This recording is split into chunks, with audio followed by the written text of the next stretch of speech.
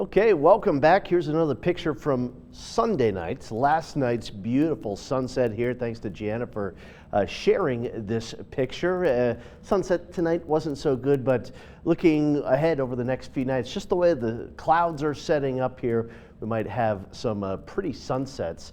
It's dark in Helena, not that dark. Waiting for the camera to turn back on here, but 21 degrees right now. Calm conditions in the Helena Valley. Great Falls, camera's working there fine, and that wind is pushing the temperatures up still. We're in the upper 30s. Highs today, we're in the mid 40s in Great Falls. Look at some of these numbers. Cup Bank at 35, 37 and a half. Still some cold air trapped right along the Milk River, really east of the Havre area, and also some cold air trapped in the western valleys. Missoula, one of those nasty days with an inversion and some fog and just kind of not so pretty over there.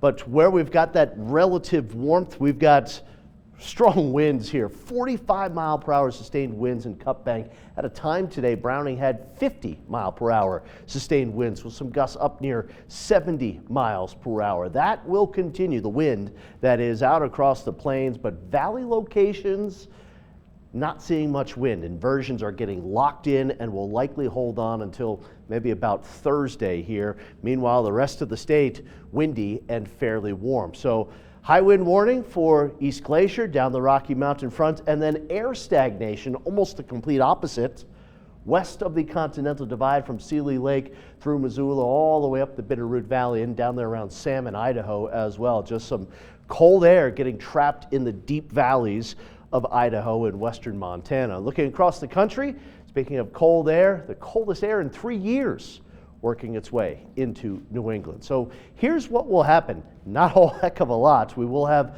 more wind and relative warmth again tomorrow. Maybe a couple of snow flurries up over the Bear Paw Mountains. Could be mixed with a couple of raindrops there as well, but a fair amount of cloud cover here for Tuesday. Wednesday, maybe a couple of raindrops again close to the high woods or the foothills of the Little Belt Mountains here. Some snow up into the higher terrain of northwestern Montana and Glacier National Park, but really it's a quiet weather pattern. This is our January thaw, folks, and we will likely continue to see this pattern go all the way through this weekend. Maybe the middle of next week is when we might flip that pattern back to a cold, snowy one here with some Arctic air working its way back in. Middle to latter portion of next week. Here's the forecast for tonight. Some places not dropping below the freezing point, like Cascade, even Great Falls out there around Shonkin. This wind should push that cold air out of the Glasgow area. A mild but windy night around Lewistown, and no wind with inversions. Cold air trapped in the valleys in the Helena area. Here's the forecast for tomorrow.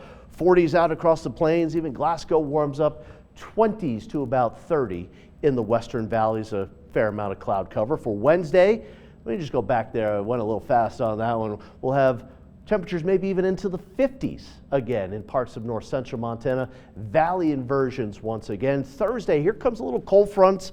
Not very cold behind it, but maybe enough to kind of stir up some of the inversions in the western valleys. And then Friday, a little breezy.